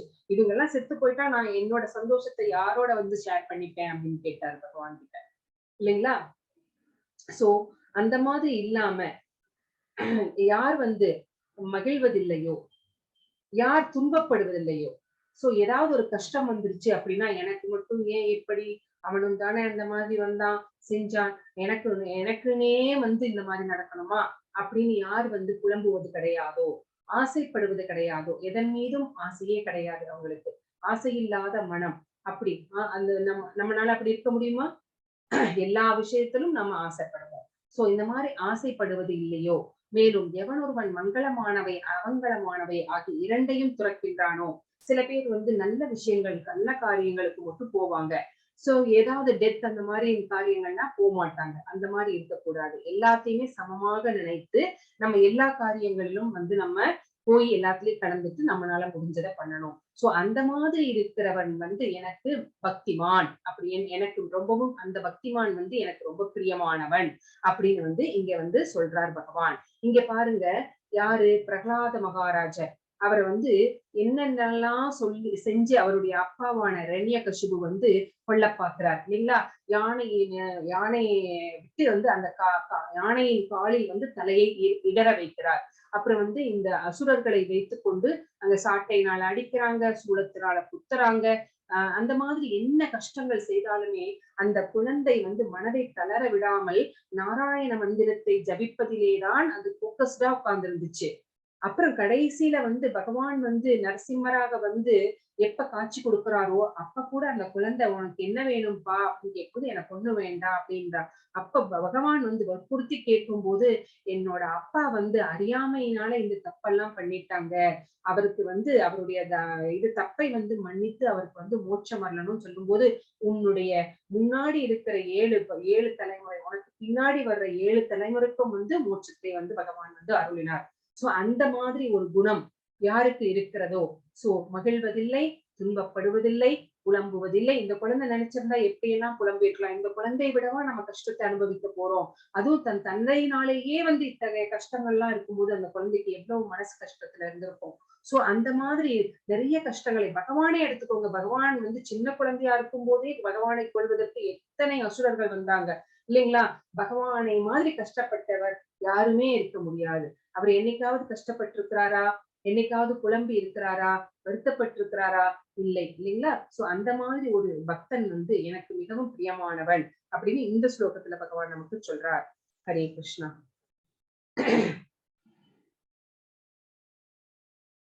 சமசத்ரௌ சமித்ரேச ததா மானாபமானயோ சீதோஷ்ண சுகதுக்கேஷு சமசங்க விவர்ஜிதக துல்ய நிந்தாஸ்து தீர்மௌனி சந்துஷ்டோ ஏன கேனசித் அனிகேதஸ்திரமதீர் பக்திமான் மே பிரியோ நர. எவன் ஒருவன் நண்பர்களையும் எதிரிகளையும் சமமாக பாவித்து மான அவமானம் இன்ப துன்பம் வெப்பம் குளிர் புகழ்ச்சி இகழ்ச்சி ஆகியவற்றின் நடுநிலை வகித்து களங்கம் தரும் தொடர்புகளில் இருந்து எப்போதும் விடுபட்டு மௌனமாக எதனை கொண்டும் திருப்தியுற்று தங்குமிடத்திற்காக கவலைப்படாமல் அறிவில் நிலை பெற்று பக்தி தொண்டில் ஈடுபட்டுள்ளானோ அத்தகு மனிதன் எனக்கு மிகவும் பிரியமானவன். சோ நண்பர்களையும் எதிரிகளையும் சமமாக பாவித்து நம்மளால முடியுமா? நமக்கு பிடிச்சவங்க வந்தா ஒரு மாதிரி வரவேற்பு கொடுப்போம், நமக்கு பிடிக்காதவங்க வந்தா வேற மாதிரியான வரவேற்பு கொடுப்போம். அதை நம்ம செய்யக்கூடாது. 2 பேர் நமக்கு பிடிக்காதவங்களா இருந்தாலும் இனிமேல அவங்க மனதிலையும் பகவான் பரமாத்மாவாக இருக்கிறார் அப்படிங்கிற நினைப்பு நமக்கு முன்னாடி வந்து நிற்கும். இனிமே நமக்கு அந்த மாதிரிதான் வரும். சோ அவங்களையும் வந்து நல்ல வரவேற்று தகுந்த ஆசனம் அளித்து குடிக்கிறதுக்கு ஏதாவது கொடுத்து அவங்க வந்த விஷயத்தை கேட்டு, சோ நண்பர்களாக இருந்தாலும் எதிரிகளாக இருந்தாலும் அதே மாதிரி நம்ம அவங்கள நடத்தணும். மானம் அவமானம் அந்த டுவாலிட்டிஸ் அப்படிங்கிறதே இருக்கக்கூடாது அப்படின்னு பகவான் சொல்றார். ரெண்டத்தையுமே சமமாக நம்ம எடுத்துக்கொள்ளணும். வெப்பம் குளிர் இந்த மாதிரி எதுவாக இருந்தாலும் சரி அதுல அதை பொருட்படுத்தக்கூடாது. ரெண்டத்தையும் சமமாகவே நடத்துறோம். களங்கம் தரும் தொடர்புகளில் இருந்து எப்போதும் விடுபட்டு சோ பகவானை பற்றி பேசாத பகவானை பற்றி அதாவது என்ன சொல்றது நாத்திகர்கள் சோ பகவானுக்கு எதிரானவர்கள் சோ பகவானை பற்றி தூற்றுகின்றவர்கள் அந்த மாதிரி களங்கமான தொடர்பு இருந்தா அவங்ககிட்ட இருந்து முற்றிலுமாக நம்ம விலகிவிட வேண்டும். சோ மௌனம் ரொம்ப ரொம்ப சிறந்தது இல்லைங்களா? சோ நம்ம ஆச்சாரியர்கள் எல்லாம் பார்த்தா நம்ம 10 கேள்விகள் கேட்டா அவங்க ஒரே ஒரு பதில் ஒரே ஒரு வார்த்தையில பதில் சொல்லி விடுவார்கள். அவங்க எல்லாம் ரொம்ப பேசவே மாட்டாங்க. சோ ரொம்ப மௌனம் ரொம்ப தங்கத்தை போன்றது. சோ அந்த மாதிரி மௌனத்தை கடைபிடிக்கும். நிறைய பிரச்சனைகள் நம்ம தேவையில்லாமல் லூஸ் டாக் பண்றதுனாலதான் வருது. சோ தேவையில்லாமல் பேசுவதை தவிர்த்து விட்டாலே குடும்பங்களிலும் சமுதாயத்திலும் நிறைய இடங்கள்ல சண்டை சச்சரவுகளே இருக்காது. சோ மௌனத்தை காக்க வேண்டும். எங்க பேசணுமோ கண்டிப்பா பேசிதான் ஆகணும் அப்படிங்கிற இடத்துல பேசலாம், தப்பில்லை. ஆனா பேச வேண்டாம் தேவையில்லை அப்படிங்கிற இடத்துல பேசாம இருந்து விடுவது நல்லது. எதனை கொண்டும் திருப்தியுற்று எதை நம்மளுக்கு பகவான் கொடுத்திருக்கிறாரோ இன்னைக்கு இது இருக்கு இதை வச்சு நம்ம சந்தோஷமா வாழணும். அவங்கிட்ட அது இருக்கே நம்ம கிட்ட இது இல்லையே அப்படின்னு நினைச்சோம்னா நம்ம மனசுல அமைதி போயிடும். சோ அதுக்கப்புறம் அதற்கான முயற்சிகள் அது கிடைக்கலன்னா ஏமாற்றம் கோபம் இந்த மாதிரிதான் இருக்கும் நம்மளுடைய வாழ்க்கை. சோ என்ன இருக்கோ அதை வச்சு நல்லா திருப்தியாக வாழணும் சந்தோஷமாக. தங்குமிடத்திற்காக கவலைப்படாமல் இப்போ தங்குமிடத்திற்கு கவலைப்படாமல் அப்படின்னா முனிவர்கள் யோகிகள் எல்லாமே ஒரு இடத்துல தங்காம போய்கிட்டே இருப்பாங்க. அப்படி போகும்போது ஒரு மரத்துக்கடியில ஒரு நைட்டு தான் அவங்க தங்குவாங்க. ஏன்னா அந்த மரத்தடியில நல்லா காத்து வருது, நல்லா இருக்கு, சுகமா இருக்கு, கம்ஃபர்டபுளா இருக்கு அப்படின்னு அவங்க ஃபீல் பண்ணிட்டா அந்த அடுத்த நாள் அந்த மரத்துக்கடியில தங்க மாட்டாங்க. ஏன்னா அந்த கம்ஃபர்ட்னஸ் அவங்களை அடிமையாக்கி விடக்கூடாது அப்படின்னு சொல்லிட்டு அவங்க அடுத்த நாள் வேறொரு இடத்தை தேடி போய் விடுவார்கள். சோ அவங்க எங்க காஞ்சி மகா பெரியவர் கூட அந்த தேசாந்திரம் எல்லாம் போகும்போது முன்னாடியே போய் யாரும் ஏற்பாடெல்லாம் பண்ண மாட்டாங்க. எங்க போற வழியில அவருக்கு எங்க தோதுபடுதோ அங்க ஒரு குடிசைய போடு அப்படின்னுவார். உடனே அந்த இடத்தெல்லாம் சுத்தப்படுத்தி அந்த கூட இருக்கிறவர்கள் எல்லாம் அங்க அவர் உட்கார்வதற்கு ஒரு இதை தயார்படுத்தி விடுவார்கள். ஏதாவது சிவன் கோயில்கள் இருந்தா அங்க தங்குவாங்க. அப்படி இல்லை அப்படின்னா இந்த மாதிரி இந்த ஒரு இடத்துல குடிசைய போட்டு அந்த மாதிரி இருந்துப்பாங்க. சோ எங்க அந்த மாதிரி தங்கும் இடத்திற்காக கவலைப்படாமல் சோ அறிவில் நிலை பெற்று பக்தி தொண்டில் ஈடுபட்டுள்ளானோ. சோ நம்மளுக்கு தங்குமிடம் நம்மளுக்கு இந்த காலத்துல இல்லறவாசிகளுக்கு அதெல்லாம் முடியாது இல்லைங்களா? சோ அது இவங்களுக்காக சொல்லப்பட்டது. அறிவில் நிலை பெற்று பகவானை பற்றிய அறிவை விருத்தி செய்து கொண்டு பக்தி தொண்டில் ஈடுபட்டிருக்கின்ற மனிதன் எனக்கு மிகவும் பிரியமானவன் அப்படின்னு இந்த 2 ஸ்லோகங்களும் நமக்கு சொல்கிறது. சோ நல்ல குணங்கள் இல்லாவிட்டால் ஒரு பக்தனாக முடியாது. அந்த நற்குணங்களை நாம விருத்தி செய்து கொள்ள வேண்டும். ஹரே கிருஷ்ணா. ஏது தர்மாம்ருதம் இதம் யதோக்தம் பர்யுபாசதே ஸ்ரத்ததானா மத்பரமா பக்தாஸ்தே தீவமே பிரியா. பக்தி தொண்டு என்னும் இந்த அழிவற்ற பாதையை பின்பற்றி என்னை பரம இலக்காக வைத்து நம்பிக்கையுடன் தன்னை ஈடுபடுத்துபவர்கள் எனக்கு மிகவும் பிரியமானவர்கள். சோ இந்த பக்தி பாதை அப்படிங்கிறது அழிவற்ற பாதை, என்றைக்குமே அழியவே அழியாது. சோ இந்த பாதையில் நாம நடை போடணும் அப்படின்னா பகவானை கோலா வச்சுக்கணும். சோ அந்த பகவானை அடையணும் அப்படிங்கிற அந்த பரம இலக்கை வைத்துக்கொண்டு 100% நம்பிக்கையோட சோ அந்த பாதையிலே நடப்பவர்கள் எனக்கு மிகவும் பிரியமானவர்கள் அப்படின்னு இந்த ஸ்லோகத்துல நமக்கு சொல்றார் பகவான். ஹரே கிருஷ்ணா. இதோட இந்த சாப்டர் முடிவடைகிறது. இந்த சாப்டரோட சுருக்கம் உருவம் பக்தி, அதாவது பர்சனலிஸ்ட் இம்பர்சனலிஸ்ட் 2 பேத்துக்கும் என்ன டிஃபரன்ஸ் அப்படின்றத நம்ம பார்த்தோம். இந்த பக்தி சேவையின் முன்னேற்ற நிலைகள், அதாவது அனன்ய பக்தி, சாதனா பக்தி, நிஷ்காம கர்மா, சகாம கர்மா, அப்புறம் வந்து ஞானம், தியானம், இதெல்லாம் என்னென்ன நிலைகள் அப்படிங்கிறத பார்த்தோம். சோ பகவானுக்கு வந்து அன்பா பிரியமானவராக இருக்கணும் அப்படின்னா நம்ம வந்து நம்ம தகுதிகளை வளர்த்து கொள்ளணும் அப்படிங்கிறத பார்த்தோம். பிரபு இதுக்கு முன்னாடி ஸ்லைடுக்கு போங்க. ஹரே கிருஷ்ணா. இங்க நம்ம என்ன பாக்குறோம் அப்படின்னா அதான் பிரபு, இங்க நம்ம வில்வமங்கள தாகூர், வில்வமங்கள தாகூர் அப்படிங்கிற ஒரு ஆச்சாரியரை பற்றி நம்ம இப்ப பார்க்க போறோம். பிரபு அந்த அந்த அடுத்த ஸ்லைடுக்கு போயிருங்க.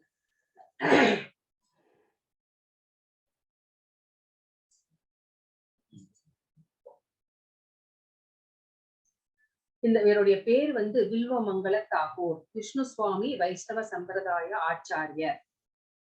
இவர் வந்து இது இவருடைய முற்பிறவி. பிரபு அந்த பழைய பழைய பிக்சருக்கே போங்க, அதுக்கப்புறம் கடைசியில இதுக்கு வந்துடலாம். இதுக்கு முன்னாடி உள்ள அந்த குட்டி பிக்சர்.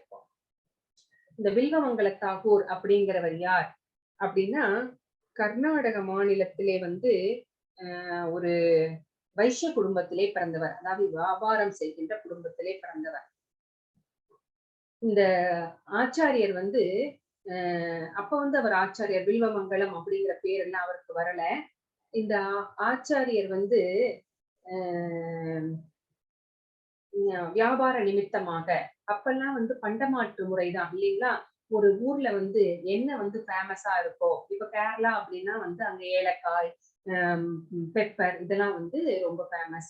அதை எடுத்துட்டு போய் என்ன பண்ணுவாங்க, இன்னொரு பக்கத்து ஊருக்கு எப்படி குதிரைகளிலோ மாட்டு வண்டியிலோ வச்சுக்கிட்டு போவாங்க.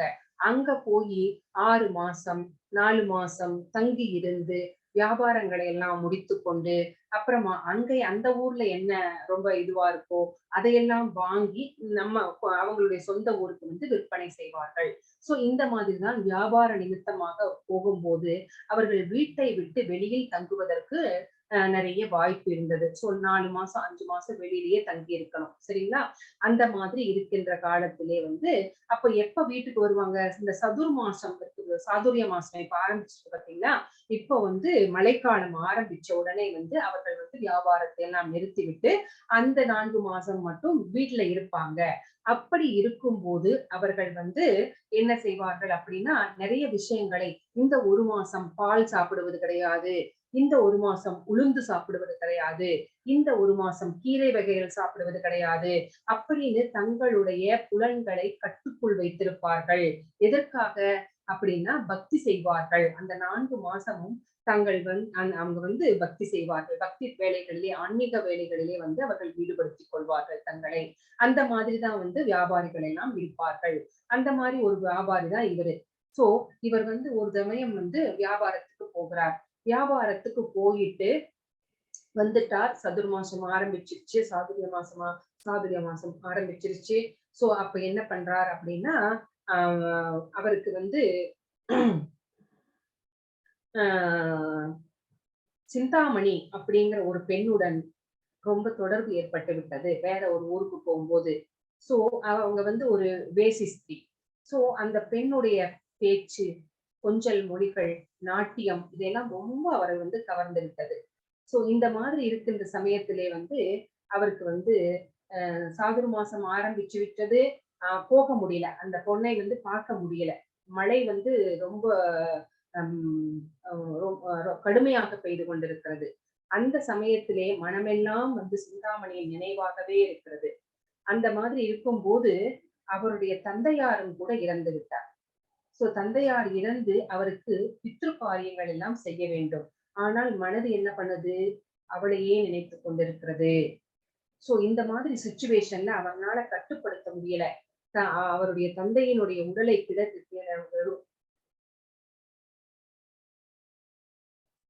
இல்ல பிரபு, இத நான் சொல்லி முடிச்சேன். கிடத்தி விட்டு அவர் வந்து அந்த மலையிலே வந்து அந்த சிந்தாமணியை தேடி போகின்றார்.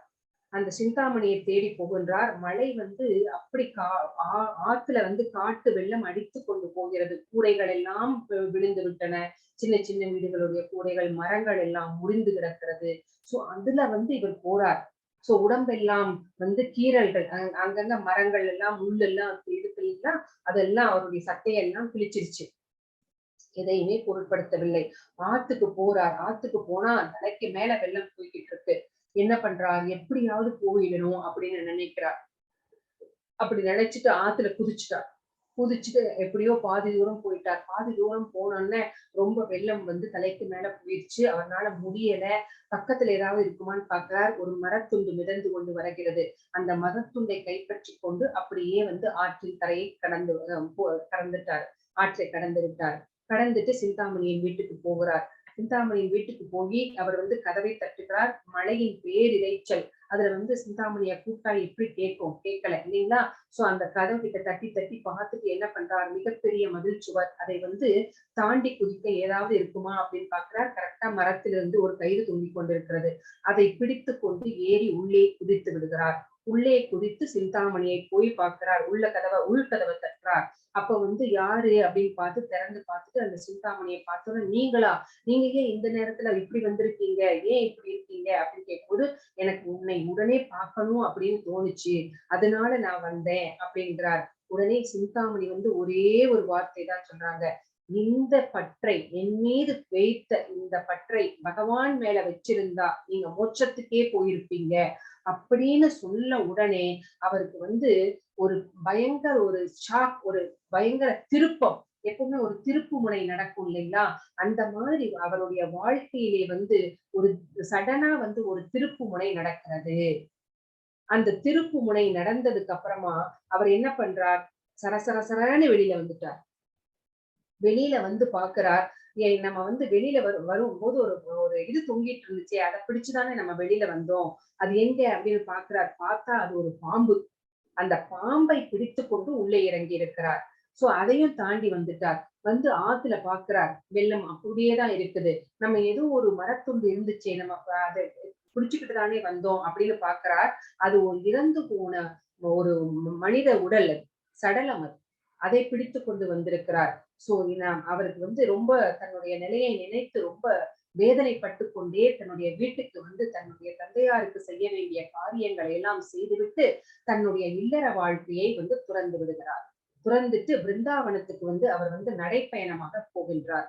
நான் இனிமே வந்து இந்த என்னுடைய வாழ்க்கையை வந்து நான் என்னுடைய ஆன்மீக வாழ்க்கையாக நான் மாற்றிக்கொள்ள போகிறேன். பகவானுக்கு பக்தி தொண்டு செய்து நான் வந்து இனிமேல் வந்து பக்தியிலே ஈடுபட போகிறேன்னு சொல்லிட்டு நடந்தே போகிறார். நடந்தே போகும்போது அவர் வந்து ரொம்ப தூரம் நடந்துட்டார். நைட்லாம் நடந்து நடந்து அதிகாலை ஆயிடுச்சு. அதிகாலை ஆகும்போது அங்க வந்து ஒரு ஆறு ஓடிக்கொண்டிருக்கிறது.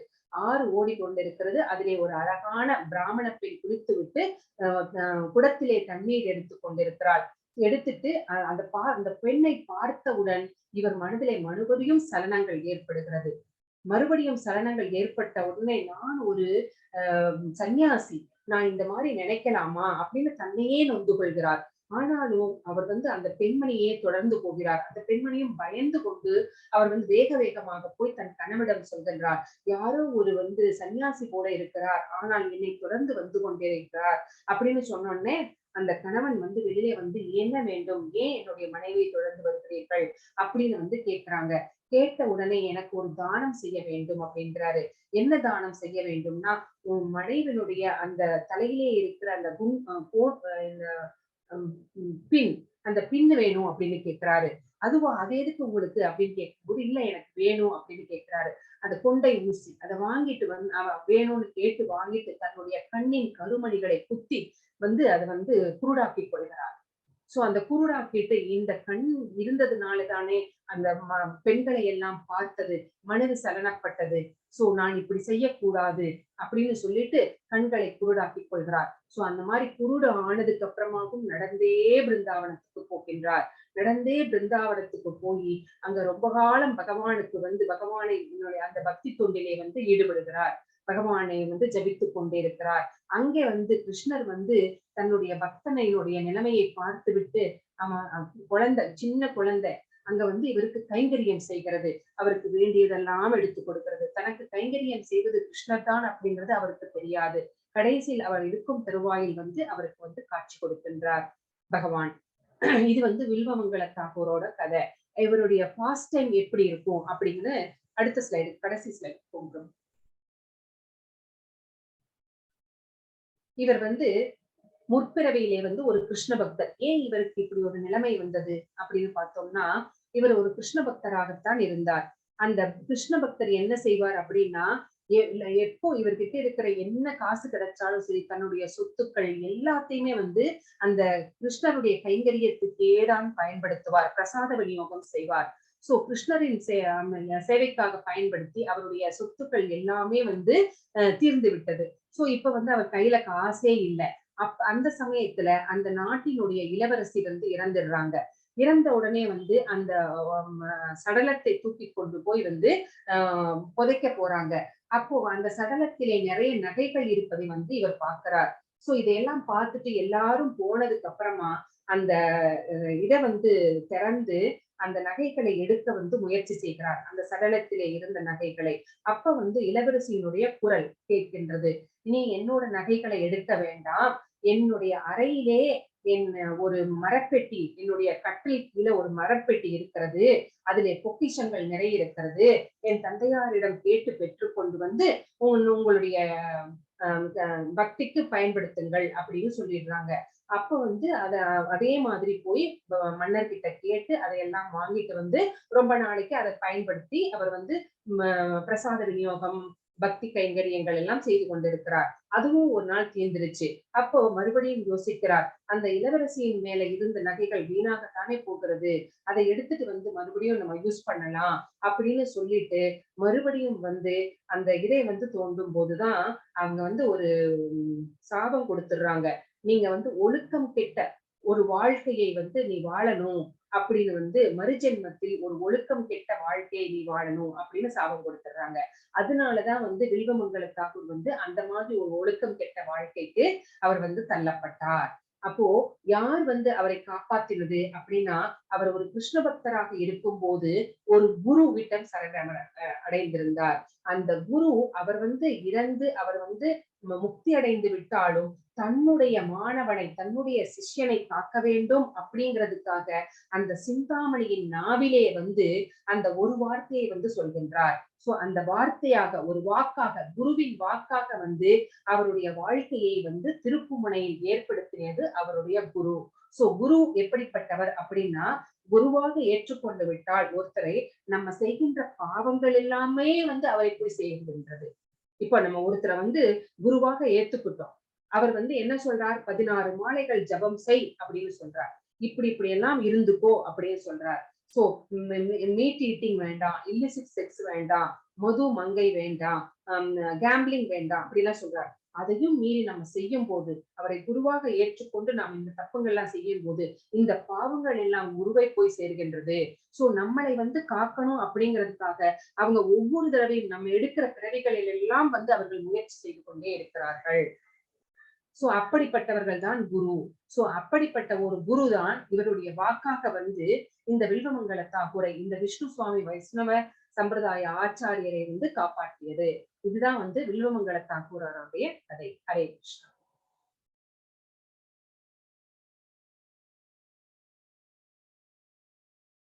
ஸ்லைடு முடிஞ்சிருச்சு மாதாஜி. ஹரே கிருஷ்ணா பிரபு. ரெக்கார்டிங் ஸ்டாப் பண்ணி